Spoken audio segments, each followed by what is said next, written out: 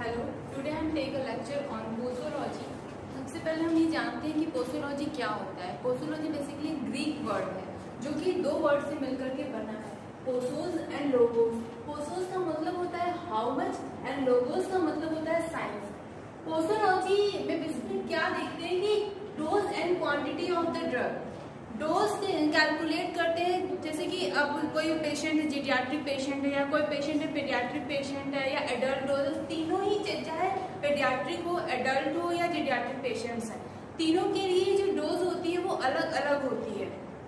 तो टोटल जो पोसोलॉजी क्या है, एक ग्रीक वर्ड है जो कि पोसोस एंड लोगोस से मिलकर के बना हुआ है।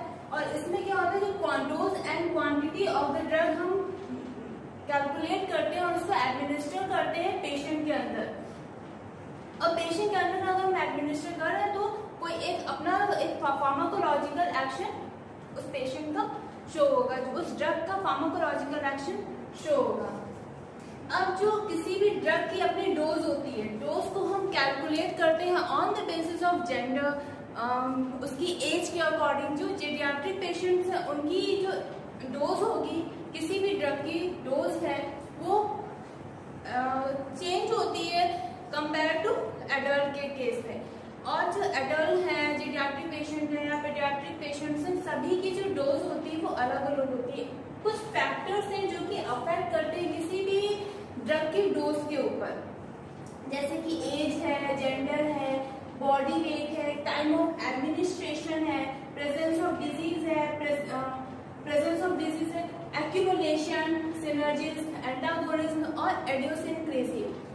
अब अगर कोई भी हम डोज दे रहे हैं, डोज की जो कैलकुलेशन कर रहे हैं वो इतनी होनी चाहिए कि मिनिमम इफेक्टिव कॉन्सेंट्रेशन से ज्यादा हो और मैक्सिमम सेफ कॉन्सेंट्रेशन से कम हो।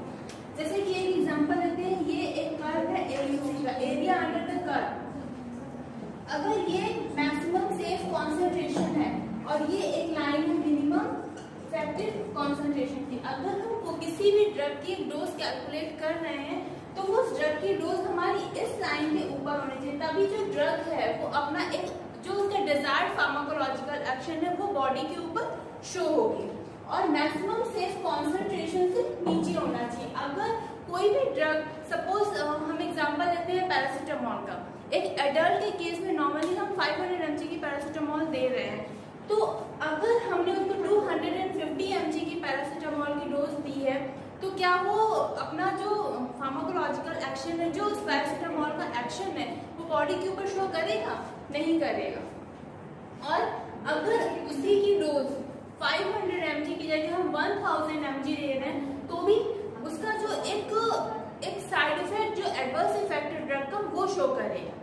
तो अगर हम किसी भी ड्रग की डोज को कैलकुलेट कर रहे हैं तो हमेशा मिनिमम इफेक्टिव कॉन्सेंट्रेशन लाइन से ऊपर और मैक्सिमम सेफ कॉन्सेंट्रेशन लाइन से नीचे जो डोज की कैलकुलेशन होती वो करते हैं। और जो फैक्टर्स हैं, कौन कौन से फैक्टर्स हैं, हमने अभी डिस्कस किया था कि किसी भी ड्रग की डोज की को कैलकुलेट करने के लिए हम ये सारे फैक्टर्स देखते हैं और ये किसी भी ड्रग के रिस्पॉन्स पे ये सारे फैक्टर्स हमारे अफेक्ट करते हैं।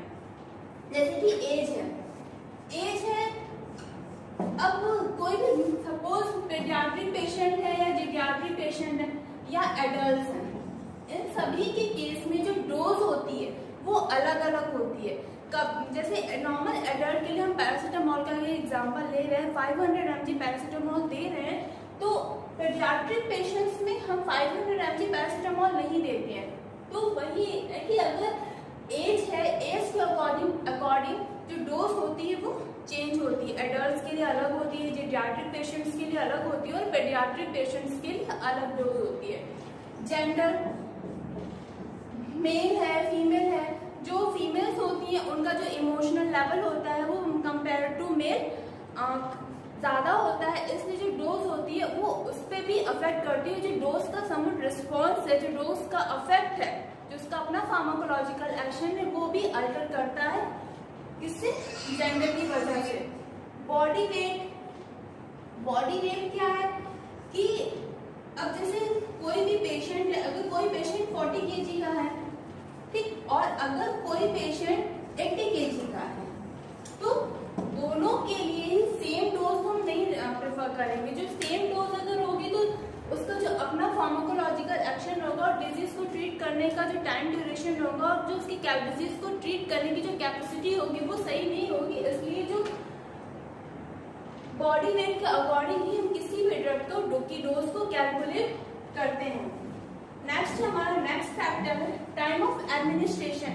टाइम ऑफ एडमिनिस्ट्रेशन क्या है कि अगर हम पैरासीटामोल की ड्रग ले रहे हैं, दिन में 3 बार ले रहे हैं, तो पैरासीटामोल इन टीडीएस ले रहे हैं 8 घंटे के 8 आवर्स में हमें लेनी है, 24 घंटे में 3 बार। तो अगर हम उस ड्यूरेशन को अल्टर कर दें, मतलब अगर हमने सुबह 8 बजे खाई एक टैबलेट, फिर उसको 8 आवर बाद हमने दूसरी टैबलेट ली, फिर दूसरी टैबलेट हमें 8 घंटे बाद ही लेनी है। बट अगर हमने उस टाइम ड्यूरेशन को चेंज कर दिया, एक बार हम एक टैबलेट हमने 8 घंटे में खाई, फिर दूसरी टैबलेट हमने 4 घंटे में खाई, फिर तीसरी टैबलेट हमने 10 घंटे में खाई, तो ये भी अफेक्ट करेगा किसी भी डोज के रिस्पॉन्स पे। Time of administration. नेक्स्ट हमारा प्रेजेंस ऑफ डिजीज।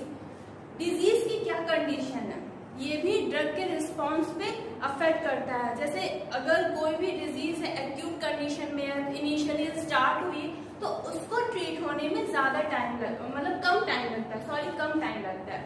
अगर कोई भी डिजीज है इनिशियली स्टार्ट हुई है और एक्यूट कंडीशन में है, तो उसे ट्रीट होने में कम टाइम लगेगा और जो डोज होगी, डोज भी हमें कम, किसी भी ड्रग की जो डोज होगी वो भी कम ही देनी पड़ेगी। बट अगर कोई भी डिजीज है वो क्रोनिक कंडीशन में हो गई है और उसको काफी लॉन्ग टाइम ड्यूरेशन से कोई भी डिजीज है, तो फिर उसको ट्रीट होने में ज्यादा टाइम लगेगा। और हम ड्रग की जो डोज डिसाइड करेंगे वो डिजीज की कंडीशन पे ही करेंगे कि जो डिजीज है वो एक्यूट कंडीशन में है या क्रोनिक कंडीशन में है। इसमें नेक्स्ट हमारा है रूट ऑफ एडमिनिस्ट्रेशन।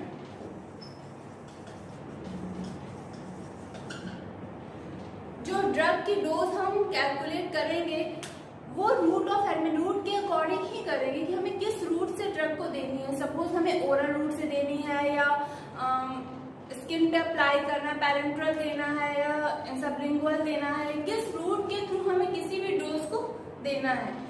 जैसे एक एग्जांपल लेते हैं, अगर हमने किसी भी डोज को आईवी रूट से दिया है, तो ड्रग को अगर हमने आईवी रूट से दिया है तो 100% बायोअवेलेबिलिटी होती है। अगर ड्रग को हमने आईवी रूट से दिया है तो 100% बायोअवेलेबिलिटी होगी। ओरल रूट से दिया है या सब मस्कुलर रूट से दिया, किस रूट से हमने किसी भी डोज को दिया है, तो वो भी एक फैक्टर है जो कि अफेक्ट करता है किसी भी डोज के एक्शन पे। नेक्स्ट हमारा एक्यूमुलेशन। एक्यूमुलेशन में क्या है कि अगर हम कोई भी ड्रग बहुत ही लॉन्ग टाइम ड्यूरेशन से यूज कर रहे हैं, ठीक, अगर हम कोई भी ड्रग बहुत ही लॉन्ग टाइम ड्यूरेशन से यूज कर रहे होंगे तो वो क्या करता है कि बॉडी में जाकर वो उसके कुछ पार्टिकल सारे बॉडी से ड्रेन आउट नहीं होते हैं, कुछ पार्टिकल्स डिपॉजिट होकर बॉडी में रह जाते हैं। तो जब काफी उसी पर्टिकुलर ड्रग के काफी सारे पार्टिकल बॉडी में जाकर डिपॉजिट होते रहेंगे तो उससे क्या होगा कि after a long time duration कुछ टाइम बाद वो एक अपना कोई भी टॉक्सिक इफेक्ट, कोई एक साइड इफेक्ट शो करेंगे बॉडी के ऊपर। ये होता है एक्यूमुलेशन। ड्रग अगर बहुत ही लॉन्ग टाइम ड्यूरेशन तक से यूज कर रहे हैं तो बॉडी में उसके कुछ पार्टिकल इकट्ठा होते रहेंगे, बॉडी में उसके कुछ पार्टिकल डिपॉजिट होते रहेंगे, उसकी वजह से कोई भी एक साइड इफेक्ट, एडवर्स इफेक्ट या उस पर्टिकुलर ड्रग का टॉक्सिक इफेक्ट शो करेगा बॉडी के ऊपर। नेक्स्ट है हमारा सिनर्जिज्म। सिनर्जिज्म क्या होता है, अगर हमने 2 ड्रग्स ली है, वो दोनों ही ड्रग्स एक साथ मिल करके एक दूसरे के एक्शन को इंक्रीज कर देंगे, इसको कहते हैं सिनर्जिस्टिक इफेक्ट, सिनर्जिज्म। एक एग्जांपल लेते हैं, अगर हमने A प्लस B ये 2 ड्रग्स ली हुई हैं, A और B 2 ड्रग ली हुई है और ये दोनों ही ड्रग मिल करके एक दूसरे के एक्शन को इम्प्रूव कर देंगे, ठीक। अगर हमने A और B 2 ड्रग ली हैं, ये दोनों ही ड्रग मिल करके एक दूसरे के एक्शन को इम्प्रूव कर देंगे, तो इसको कहते हैं सिनर्जिस्टिक इफेक्ट, सिनर्जिज्म। जैसे कि एक एग्जांपल लेते हैं कि पैरासीटामोल है और एसिक्लोफेनाक है, इसको हम क्यों लेते हैं एक साथ कि पेशेंट कंप्लायंस भी इम्प्रूव होता है, प्लस अगर किसी भी पेशेंट को फीवर है तो उसको बॉडी पेन भी होगा, और बॉडी पेन है तो थोड़ा सा उसको फीवर भी होता है। तो इन दोनों ही ड्रग्स, यही है कि अगर हमने 2 ड्रग्स ली हैं, दोनों ही ड्रग्स अगर एक दूसरे के एक्शन को इम्प्रूव कर दे रही हैं तो सिनर्जिस्ट। और सेम इज एंटागोनिस्ट क्या होता है, अगर हमने यही 2 ड्रग्स ली हैं, अगर हम कोई भी 2 ड्रग ले रहे हैं, वो दोनों ही ड्रग एक दूसरे के ऑपोजिट वर्क कर रही हैं, ठीक, या एक दूसरे के एक्शन को रिड्यूस कर दे रही है, या फिर एक दूसरे के एक्शन को ऑल्टर कर दे रही है, तो उसको क्या कहते हैं, एंटागोनिस्ट। अगर हमने ए और बी 2 ड्रग ली हैं, ये दोनों ही ड्रग एक दूसरे के एक्शन को रिड्यूस कर दे रही है, एक दूसरे के एक्शन के ऑपोजिट वर्क कर रहे हैं, या फिर एक दूसरे के एक्शन को अल्टर कर दे रही है, इसको कहते हैं एंटागोनिज्म, ठीक है। नेक्स्ट हमारा इडियोसिनक्रेसी। इडियोसिनक्रेसी क्या होता है, अगर हमने कोई भी 2 ड्रग ली है, वो अगर हमने सपोज कोई भी ड्रग ली है, तो वो ड्रग अगर बॉडी में कोई भी एबनॉर्मल या अनयूजुअल एक्शन शो करे या फिर कोई साइड इफेक्ट शो करे, तो उसको कहते हैं इडियोसिनक्रेसी। दैट मीन्स कि अगर हमने सपोज पैरासिटामोल ली, पैरासिटामोल का अपना फार्माकोलॉजिकल एक्शन मतलब क्या है, उसका क्या रिस्पॉन्स उसको शो करना चाहिए बॉडी में, अगर किसी को फीवर है तो उसके फीवर को रिड्यूस कर दे, अदर या फिर अगर पेन हो रहा है तो पेन को रिड्यूस कर दे, क्योंकि नसेट कैटेगरी की ड्रग है। बट अगर किसी ने उसको पैरासिटामोल की टैबलेट को खाई, पर उसकी वजह से बॉडी में रैशेस हो गए या दाने हो गए या फिर इचिंग होने लगी, कोई भी एबनॉर्मल या अनयूजुअल एक्शन बॉडी में शो होने लगे, तो उसको कहते हैं इडियोसिनक्रेसी। ये सारे फैक्टर्स थे जो डोज, किसी भी डोज के रिस्पॉन्स पे या डोज पे अफेक्ट करते, जैसे कि age, gender, body weight, time of administration, presence of disease या route of administration, accumulation, synergism, antagonism and idiosyncrasy. ये सारे फैक्टर्स जो किसी भी डोज पे अफेक्ट करते हैं कि हमें कितनी डोज देनी है according to the patient, geriatric patient है, पेडियाट्रिक पेशेंट है या एडल्ट, किस तरीके का पेशेंट है, उसके अकॉर्डिंग हम किसी भी ड्रग की डोज को कैलकुलेट करते हैं। अब टोटल पोसोलॉजी क्या है, एक बार फिर से डिस्कस कर देते हैं। पोसोलॉजी क्या है, पोसोलॉजी जो वर्ड है ग्रीक वर्ड है, पोसोस एंड लोगोस से मिलकर के बना है। पोसोस का मतलब होता है हाउ मच एंड लोगोस का मतलब होता है साइंस। पोसोलॉजी में हम किसी भी ड्रग की डोज को कैलकुलेट करते हैं कि किसी भी ड्रग की कितनी डोज हमें किसी भी बॉडी में देनी है, किसी भी पेशेंट को देनी है। बाकी ये सारे फैक्टर्स हैं जो किसी भी ड्रग के रिस्पॉन्स पे अफेक्ट करते हैं, किसी भी ड्रग के डोज पे अफेक्ट करते हैं। तो पोसोलॉजी ये बाइंड अप हो गया। नेक्स्ट टॉपिक हम नेक्स्ट वीडियो में डिस्कस करेंगे। Thank you.